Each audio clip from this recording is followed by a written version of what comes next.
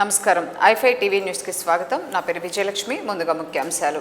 దళిత గిరిజనులకు అండగా ఉంటామన్న AP state SC commission chairman Karem Shivaji. Fee రియంబర్స్మెంట్ను నిధులను వెంటనే చెల్లించాలి. YSRCP student union dharna. Shri Rajarajeshwari అమ్మవారి దేవస్థానం హుండీ లెక్కింపు కార్యక్రమం. పసుపు కుంభకోణంలో అసలు సూత్రధారులను పట్టుకోవాలి. సర్వేపల్లి ఎమ్మెల్యే కాకాణి గోవర్ధన్ రెడ్డి. ఎస్సీ వర్గీకరణకు చట్టబద్ధత కల్పించాలి. ఎంఎస్ఎఫ్ ఆధ్వర్యంలో రిలే నిరాహార దీక్షలు.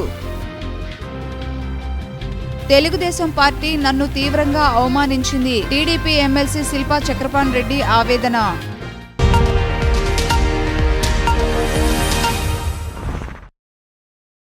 దళిత గిరిజనుల సంక్షేమం కోసం వారిని అన్ని రంగాల్లో ప్రోత్సహిస్తుందని, ఎస్సీ ఎస్టీ బ్యాక్లాగ్ పోస్టుల భర్తీకి రాష్ట్ర ప్రభుత్వం జీవోను విడుదల చేసిందని AP state SC commission chairman Karem Shivaji తెలిపారు.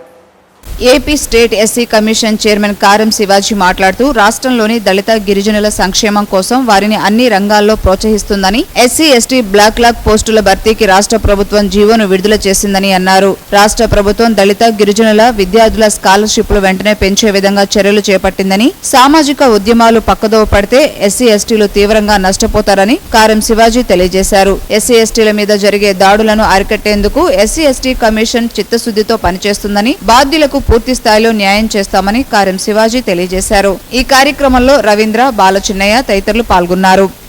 అన్ని ప్రభుత్వ శాఖలు, యూనివర్సిటీలు, కార్పొరేషన్లో ఉన్న ఎస్సీ ఎస్టీ బ్యాక్లాగ్ పోస్టుల వేకెన్సీని తక్షణమే వెలికి తీసి భర్తీ చేసే విధంగా చర్యలు కూడా చేపడుతున్నాం. ఎస్సీ ఎస్టీ అట్రాసిటీ కేసుల్లో చెల్లించవలసి ఉంది. ఇవన్నీ కూడా పూర్తి స్థాయిలో అందించే విధంగా చర్యలు చేపడతామని చెప్పేసి తెలియజేస్తున్నాం. రాష్ట్రంలో ఏదైతే ఈ అనుకోని కొన్ని సంఘటనలు జరుగుతున్నాయో, గరగపొర కానీ దేవరపల్లి, వీటన్నిటి మీద కూడా ఎస్సీ ఎస్టీ కమిషన్ తక్షణమే స్పందించి బాధితులకు పూర్తి న్యాయం జరిగే విధంగా చర్యలు చేపట్టామని చెప్పేసి కూడా తెలియజేస్తున్నాం.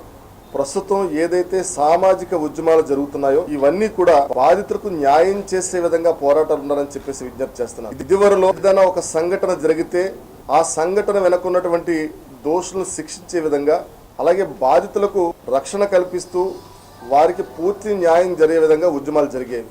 కానీ ఇప్పుడు ప్రస్తుత తరుణంలో ఏదో ఒక పార్టీకి అనుసంధానంగా ఉద్యమాలు చేయడం మంచిది కాదని చెప్పేసి, ఇది ప్రజాస్వామ్య వ్యవస్థలో దళిత గిరిజనులకు ఆరోగ్యవంతమైనది కాదని చెప్పేసి కూడా నేను తెలియజేస్తాను. నెల్లూరు నగరంలోని దర్గామిట్ట వైఎస్ రాజశేఖర రెడ్డి విగ్రహం వద్ద వైఎస్ఆర్సీపీ స్టూడెంట్స్ యూనియన్ ధర్నా చేపట్టింది. ఈ సందర్భంగా వారు మాట్లాడుతూ విద్యార్థులకు రావాల్సిన ఫీజు రియంబర్స్మెంట్ ప్రభుత్వమే నీరుగారుస్తుందని నినాదాలు చేశారు. నెల్లూరు నగరంలోని కరెంట్ ఆఫీస్ ఎదురుగా ఉన్న వైఎస్ రాజశేఖర రెడ్డి విగ్రహం వద్ద వైఎస్ఆర్సీపీ స్టూడెంట్స్ యూనియన్ ధర్నా చేపట్టారు. విద్యార్థులకు రావాల్సిన ఫీజు రియంబర్స్మెంట్ ను ప్రభుత్వమే నీరుగారుస్తుందని నినాదాలు చేశారు. రాష్ట్రం మొత్తంలో ఫీజు రియంబర్స్మెంట్ కు 1200 కోట్లు ఇవ్వాల్సి ఉంటే కేవలం 20% ఇచ్చిందని తెలిపారు.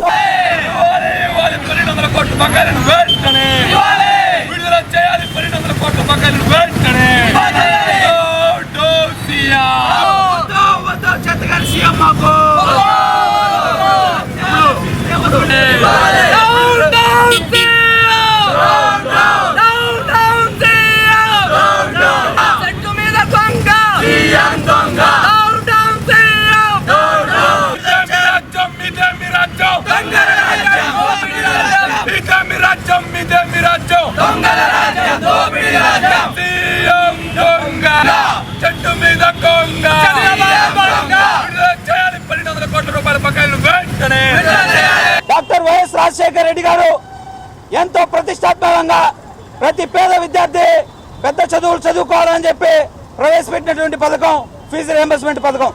ఇవాళ ఉన్నటువంటి ప్రభుత్వం చేతగాని ప్రభుత్వం, అబద్ధాల ప్రభుత్వం ఈ ఫీజు రియంబర్స్మెంట్ పథకాన్ని పూర్తిగా నిర్వహించేటువంటి ప్రయత్నం చేస్తూ ఉంది. నంద్యాలని అభివృద్ధి చేయాల్సిందే, నిధులు విడుదల చేయాల్సిందే.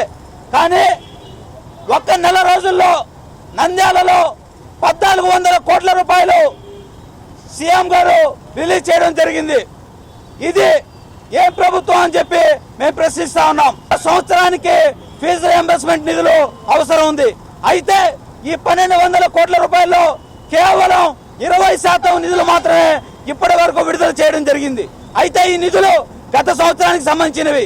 చంద్రబాబు నాయుడు గారు మీరు సంవత్సరం రోజుల్లో దాదాపు 1.5 సంవత్సరం అయింది 1200 కోట్ల రూపాయలు ఈ రాష్ట్ర వ్యాప్తంగా ఫీజు రియంబర్స్మెంట్ బకాయిలు ఎందుకు విడుదల చేయలేకపోతున్నారు అని చెప్పి చంద్రబాబు నాయుడు గారిని ప్రశ్నిస్తా ఉన్నాం. నిజంగా చాలా సిగ్గుచేటు. అధికారం కోసం ఈ రాష్ట్ర ప్రభుత్వం తాళాడుతుంది తప్పితే ఈ రాష్ట్రంలో ఉన్నటువంటి విద్యార్థుల సంక్షేమాన్ని పూర్తిగా పక్కన పెట్టింది. ఈ బకాయిలు విడుదల చేయని పక్షంలో రాష్ట్రంలోని అన్ని కలెక్టరేట్ కార్యాలయాలను ముట్టడిస్తామని వారు డిమాండ్ చేశారు.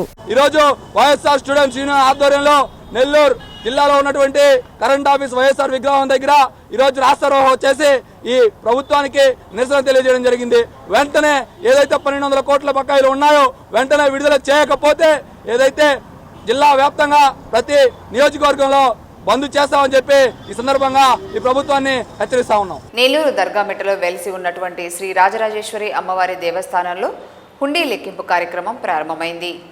నెల్లూరు దర్గామిట్టలో వెలిసి ఉన్న శ్రీ రాజరాజేశ్వరి అమ్మవారి దేవస్థానం హుండీ లెక్కింపు కార్యక్రమం జరిగింది. శ్రావణ మాసం కావడంతో అమ్మవారిని దర్శించుకునేందుకు భక్తులు అధికంగా వస్తున్న నేపథ్యంలో అమ్మవారి దేవస్థాన హుండీలను లెక్కించారు. ఈ లెక్కింపు కార్యక్రమాన్ని దేవాదాయ శాఖ ఇన్స్పెక్టర్ చైతన్య, దేవాలయ వ్యవస్థాపకులు రత్నం జయరాములు, ఈవో కోదండరామిరెడ్డిలు దగ్గరుండి పర్యవేక్షించారు. ఈ సందర్భంగా ఈవో మాట్లాడుతూ గతంలో జూన్ 12వ తేదీన హుండీ లెక్కింపు చేపట్టామని అన్నారు. ఆలయంలో శ్రావణ మాస ఉత్సవాలు ఘనంగా జరుగుతున్నాయని ఈ ఉత్సవాల్లో భక్తులు అధిక సంఖ్యలో పాల్గొనాలని కోరారు.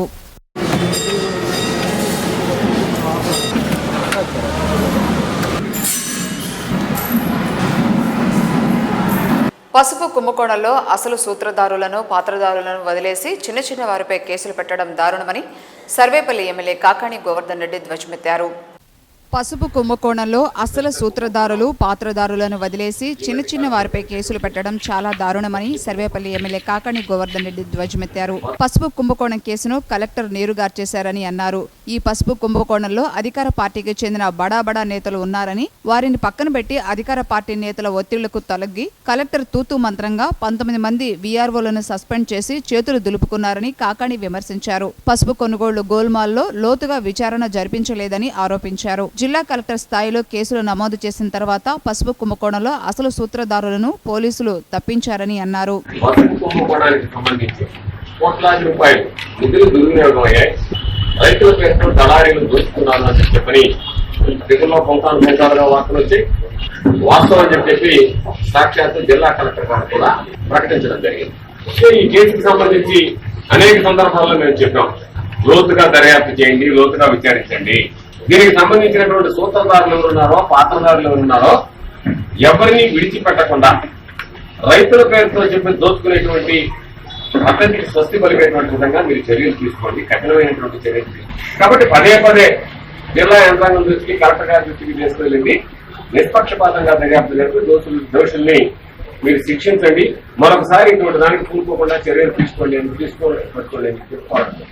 అధికార పార్టీకి సంబంధించినటువంటి సర్పంచులుగా ఉండేటువంటి వాళ్ళు ఇంతమంది నాయకులకు సంబంధించినటువంటి పాత్ర దీనిలో ఉంటే అధికార పార్టీ నాయకుల ఒత్తిళ్లకు తలొగ్గి జిల్లా కలెక్టర్ గారు ఆ కేసును నీరుగార్చేటువంటి విధంగా ఈరోజు కేవలం పాపం వీఆర్ఓల్ని బలి వసూలు చేస్తూ 19 మంది వీఆర్ఓల్ని సస్పెండ్ చేయడం అనేటువంటిది అన్యాయమైనటువంటి చర్య అని చెప్పి నాసి రకం పసుపుతో పాటు అసలు పసుపు లేకుండానే తూకానికి సంబంధించి ఏదైతే మట్టి లాంటివి కూడా దాంతో కలిపి మీరు వెయిట్ చూపించి కొనుగోలు చేశారో ముందు వాళ్ళని పిలిచి విచారించి దీనికి సంబంధించి ఎవరెవరు దోషులుగా ఉన్నారు, ఎవరెవరు బాధ్యులుగా ఉన్నారు అనేటువంటి వాళ్ళని గుర్తించి చర్యలు తీసుకుంటే బాగుండేది తప్ప మీరు ఆ విధంగా కాకుండా పక్షపాత వైఖరితో విచారణ జరిపించి ఆ విచారణ నివేదికని మీ దగ్గర పెట్టుకుని అధికార పార్టీ నాయకులతో మాట్లాడి వాళ్ళు చెప్పినటువంటి విధంగా జిల్లా కలెక్టర్ గారు జిల్లా కలెక్టర్ స్థాయిలో కేసు నమోదు చేసిన తర్వాత కేసు నమోదు చేయమని ఉత్తర్వులు ఇచ్చిన తర్వాత ఇప్పటికైనా సరే పోలీసు యంత్రాంగం అక్కడ స్థానికంగా ఉండేటువంటి వాళ్ళు అదుపులోకి తీసుకునేటువంటి పరిస్థితి. కొంతమందిని అయితే ముందస్తుగా వాళ్ళకి దానికి సంబంధించినటువంటి సమాచారం ఇచ్చి పెళ్లి కుటుంబాలు కదా పంపించినట్టుగా ఆ ప్రాంతం నుంచి పంపించారు రాజభోగంతో. కాబట్టి ఇది సరైనటువంటి పద్ధతి కాదు. జిల్లాలో రేషన్ కార్డుల జారీ విషయంలోనూ అవినీతి జరుగుతుందని చెప్పారు. ఇప్పటికైనా జిల్లా కలెక్టర్ పసుపు కుంభకోణంలో అసలు సూత్రధారులను అరెస్టు చేసే విధంగా చర్యలు తీసుకోవాలని డిమాండ్ చేశారు. కావలి పట్టణంలో జరిగిన విలేకరుల సమావేశంలో ఎమ్మెల్యే రామిరెడ్డి ప్రతాప్ కుమార్ రెడ్డితో పాటు మేకపాటి చంద్రశేఖర్ రెడ్డి తదితరులు పాల్గొన్నారు. అదేవిధంగా ఈరోజు జిల్లాకు సంబంధించి ఎక్కడైనా సరే ఫెయిర్ ప్రైస్ షాప్, రేషన్ షాపులు వేయాలి అంటే పాపం నాకు తెలిసి నెల్లూరు డివిజన్ పరిధిలో ఒక వ్యక్తి వికలాంగుడుగా ఉంటే పొలం అమ్మి లంచం ఇచ్చి ఈరోజు రేషన్ షాప్ తీసుకున్నాడు. అదేవిధంగా ఈరోజు పంచాయతీలు ఉంటే పంచాయతీలకు సంబంధించి కలెక్టర్ గారు ప్రవర్తించేటువంటి తీరు అభ్యంతరకరంగా ఉంది. మేము చెప్పేవి ఏవి కూడా కలెక్టర్ గారు మేము చెప్పేదానికి ప్రతి దానికి మా దగ్గర ఆధారాలు ఉన్నాయి. మీరు సిద్ధపడితే మీ దగ్గర తీసుకొచ్చి మీడియా సమక్షంలో ఉంటే మీడియా సమక్షంలో ఇస్తాం, పర్సనల్ గా ఏమంటే పర్సనల్ గా ఇస్తాం. మేము చేసినటువంటి ప్రతి ఆరోపణ కూడా మీ దగ్గరికి తీసుకొచ్చి అయ్యా ఇదిగో దీనికి సంబంధించినటువంటి ఆధారాలు అని చెప్పి ఆధారాలు ముందు పెడతాం. మా బాధల్లా పాపం చిరుద్యోగులు ఎవరైతే మీరు నమ్మకం భరోసా కలిగించాలనో, ఎవరైతే మీరు సానుభూతితో ఉండాలనో, ఎవరైతే ఏ స్థాయిలో తప్పు చేశారనేటువంటిది లేకుండా అసలు డబ్బులు దోచుకున్నటువంటి వాళ్ళందరినీ ఆ ప్రాంతం నుంచి సాగినట్టు వాళ్ళ మీద కేసులు లేకుండా వాళ్ళు బయటకు పోయి ముందస్తు బెయిల్కి ప్రయత్నం చేసుకుంటున్నారు. రాష్ట్రం నుంచి తప్పించుకుంటున్నారు. వాళ్ళు దోచుకున్నటువంటి డబ్బు వాళ్ళ దగ్గర పెట్టుకున్నారు. నష్టపోయేది మాత్రం నీ కింద పనిచేసేటువంటి ఉద్యోగులు. కాబట్టి ఇది ఎంతవరకు సమంజసం? కాబట్టి నేను మరొకసారి కోరుతున్నా, దయచేసి సానుభూతి అర్థం చేసుకుని పాపం కొంతమందికి ఎవరికైతే పాత్ర లేదు, ఈ మధ్య కాలంలో బదిలీ వెళ్ళిపోయినటువంటి బీఆర్ వాళ్ళు ఉన్నారో వాళ్ళని కూడా సస్పెండ్ చేసినటువంటి జాగ్రత్తలు ఉన్నారు. కాబట్టి ఇంతకన్నా దౌర్భాగ్యం దురదృష్టకరం వారికి ఉంది. కాబట్టి మీరు ఒకసారి పునఃసమీక్షించి ఎవరైతే అసలైనటువంటి దోషులు ఉన్నారో వాళ్ళని కఠినంగా శిక్షించండి.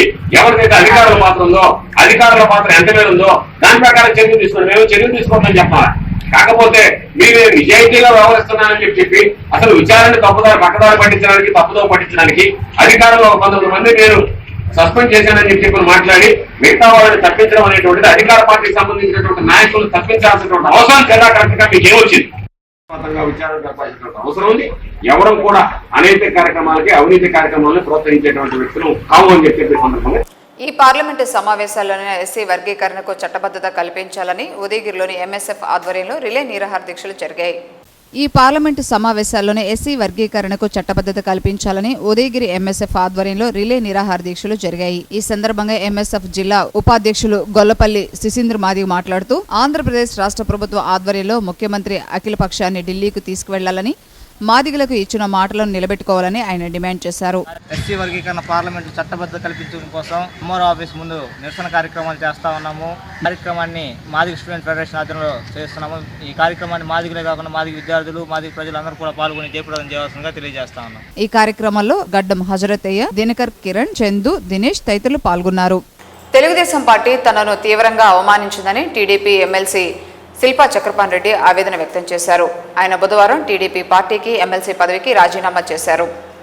తెలుగుదేశం పార్టీ తనను తీవ్రంగా అవమానించిందని శిల్పా చక్రపాణి రెడ్డి ఆవేదన వ్యక్తం చేశారు. ఆయన బుధవారం టీడీపీతో పాటు ఎమ్మెల్సీ పదవికి రాజీనామా చేశారు. ఈ మేరకు చక్రపాణి రెడ్డి ఇవాళ చంద్రబాబు నాయుడుకు ఫ్యాక్స్ ద్వారా తన రాజీనామా లేఖను పంపారు. ఈ సందర్భంగా శిల్పా చక్రపాణి రెడ్డి మాట్లాడుతూ రేపు నంద్యాల బహిరంగ సభలో వైఎస్ జగన్మోహన్ రెడ్డి సమక్షంలో వైఎస్ఆర్ కాంగ్రెస్ పార్టీలో చేరతానని, సాయంత్రంలోగా వైఎస్ జగన్ ను కలుస్తానని చెప్పారు. ఏ పార్టీలో ఉన్నా పార్టీ కోసం కృషి చేస్తానన్నారు. అలాగే 2 ఏళ్లుగా టీడీపీ బలోపేతం కోసం తీవ్రంగా శ్రమించానని తెలిపారు. మంత్రి అఖిలప్రియతో సహా టీడీపీ నేతలు ఇష్టారాధ్యంగా మాట్లాడుతున్నారని తెలిపారు. వ్యక్తిగత విమర్శలు చేస్తే సహించేది లేదన్నారు. చీమకు కూడా హాని చేయని వ్యక్తి మా సోదరుడు అని, డబ్బులకు అమ్ముడుపోయిన ఎమ్మెల్యేలకు కూడా మా మీద విమర్శలు చేస్తున్నారని తెలిపారు. రాజీనామాను జోబులో పెట్టుకుని తిరుగుతున్నానని, దమ్ముంటే రండి అందరం రాజీనామా చేద్దామని సవాల్ విసిరారు. నేను తెలుగుదేశం పార్టీలో మా సోదరుడు కాంగ్రెస్ పార్టీలో ఉండేటప్పుడే నేను తెలుగుదేశం పార్టీలోకి వచ్చాను. ఆ రోజు జగన్మోహన్ రెడ్డి గారి దగ్గర కడప జిల్లాకి ఇన్ఛార్జిగా పనిచేశాను. నేను గతంలో రాజశేఖర రెడ్డి గారి సమక్షంలో ఆయన కింద కూడా రాజశేఖర రెడ్డి గారి కింద కూడా పనిచేయడం, జిల్లాలో ఒక డిసిసి ప్రెసిడెంట్గా ఆ రోజు నాకు ఇవ్వలేని పరిస్థితుల్లో వరకు ఆయన డిసిసి కంటే కూడా పవర్ ఎక్కువ ఇచ్చి జిల్లాలో నా నాయకత్వంలో ఆ రోజు కూడా ఈ యొక్క ఎలక్షన్లు కూడా ఫేస్ చేయడం జరిగింది. వైఎస్ఆర్సీపీలోకి ఈరోజు వచ్చాను. ఈరోజు జగన్మోహన్ రెడ్డి గారిని సాయంత్రం లోపల కలవబోతా ఉన్నాం. ఈ యొక్క తెలుగుదేశం పార్టీ నుంచి వెళ్ళాల్సిన పరిస్థితులు అంటే చాలా అవమానకరమైనటువంటి ఇబ్బందులు కలగజేశారు. ఇక్కడ నేను పార్టీకి 2 సంవత్సరాల పాటు అధ్యక్షుడిగా పనిచేశాను. ఎక్కడ చూసినా, ఏ గ్రామం చూసినా, ఏ మండలం చూసినా ప్రతి గ్రామంలో పేరు పెట్టి పిలిచే విధంగా నేను పార్టీని బలోపేతం చేశాను. ఈరోజు పార్టీ అంటే నా తెలుగుదేశం పార్టీకి ప్రాణం పోసాను. అదేవిధంగా ఎమ్మెల్సీగా 150 ఓట్లు వైఎస్ఆర్సీపీకి ఆ రోజు మెజార్టీ ఉంది. 11 మంది ఎమ్మెల్యేలు ఉన్న టైంలో కూడా మేము మా పార్టీలో కూడా తెలుగుదేశం పార్టీలో ఉన్నటువంటి మా పార్టీ ఇప్పుడు ఇంకా సమర్పణ జరిగింది. తెలుగుదేశం పార్టీలోకి వచ్చిన తర్వాత ఈరోజు ఆయన కూడా మాట్లాడుతూ ఉంది. ఎవరు అఖిలప్రియ గారు చూస్తాను నేను నోరు కూడా 2 రోజులు కొత్తగా బాగున్నది పని పడతాను. దీనికి ఒక క్వశ్చన్ లేదు. వీళ్ళు ఇష్టం వచ్చినట్టు అడ్డదిడ్డంగా మాట్లాడుతా ఉన్నారు. మా సోదరుడు ఈరోజు నేను జీవం కూడా హాని చేయను. ఎక్కడ చూసినా సీఎం గారు వచ్చినప్పుడు ఆ రోజు నన్ను పక్కన పెట్టి నంద్యాల ప్రజలతో నంద్యాల నాయకులతో మాట్లాడుతూ ఉన్నారు. నాకు ఎంతో బాధ కలిగించింది. ఈరోజు సీఎం గారిని కూడా విమర్శించడానికి సిద్ధంగా లేదు. ఎందుకంటే ఆయన సమక్షంలో పనిచేశాను, లోకేష్ బాబు గారికి కూడా పనిచేశాను కాబట్టి నా నైజం ఆ రోజు కూడా నేను జగన్మోహన్ రెడ్డి గారిని మాట్లాడలేదు. కొన్ని విషయాలలో అధ్యక్షుడిగా ఉన్న టైంలో వాళ్ళు ఇచ్చినటువంటి స్క్రిప్టులను ఆ రోజు మాట్లాడాల్సి వచ్చింది తప్ప నేను ఏ రోజు కూడా జగన్మోహన్ రెడ్డి మాట్లాడుకున్నట్టు కూడా మా వాళ్ళు అనుకున్నారు. ఆ రోజు ఈరోజు ముఖ్యమంత్రి గారికి వాట్సాప్ ద్వారా నా రాజీనామాను సమర్పించడం అనేది. ఎందుకు రాజీనామా చేయాల్సి వచ్చింది, పార్టీ ఎందుకు మారాల్సి వచ్చింది? ఇప్పుడు మరికొన్ని సంక్షిప్త వార్తలు. గూడూరు రూరల్ పరిధిలోని తిప్పవరపాడు క్రాస్ రోడ్డు వద్ద ఆర్టీఓ, ఆర్టీసీ అధికారులు స్పెషల్ డ్రైవ్ నిర్వహించారు. అధిక లోడ్తో వెళ్తున్న వారికి, సరైన పత్రాలు లేని వారికి జరిమానా విధించారు. గూడూరు రూరల్ పరిధిలోని తిప్పవరపాడు క్రాస్ రోడ్డు వద్ద బుధవారం ఆర్టీఓ, ఆర్టీసీ అధికారులు సంయుక్తంగా స్పెషల్ డ్రైవ్ నిర్వహించి అధిక లోడ్తో వెళ్తున్న వాహనాలను సరైన ధృవీకరణ పత్రాలు లేని వారికి జరిమానా విధించారు. జిల్లా ఎస్పీ రామకృష్ణ ఆదేశాల మేరకు జిల్లా వ్యాప్తంగా స్పెషల్ డ్రైవ్ చేపట్టినట్లు Nellore assistant motor vehicle inspector Ravikumar తెలిపారు. Venkatarapuru RTC depot manager Fayaz Ahmed, ఇతర సిబ్బంది శివ్ కుమార్, మల్లికార్జున్ తదితరులు పాల్గొన్నారు.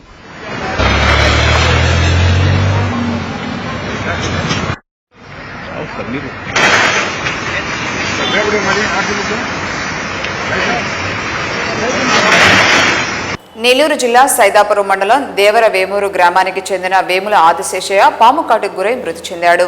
పాము కాటుకు గురై సైదాపురం మండలం దేవర వేమూరు పంచాయతీ కట్టుబడిపల్లి గ్రామానికి చెందిన వేముల ఆదిశేషయ్య మృతి చెందాడు. స్థానికుల సమాచారం మేరకు బుధవారం రోజున ఉదయం 6 గంటల సమయంలో పొలంలో మోటార్ వేసేందుకు వెళ్లగా అక్కడ పాము కాటు వేయడంతో అస్వస్థతకు గురయ్యాడు. దీంతో అతనిని వెంటనే నెల్లూరు ప్రభుత్వ ఆసుపత్రికి తరలించగా అప్పటికే చనిపోయినట్లు నిర్ధారించారు.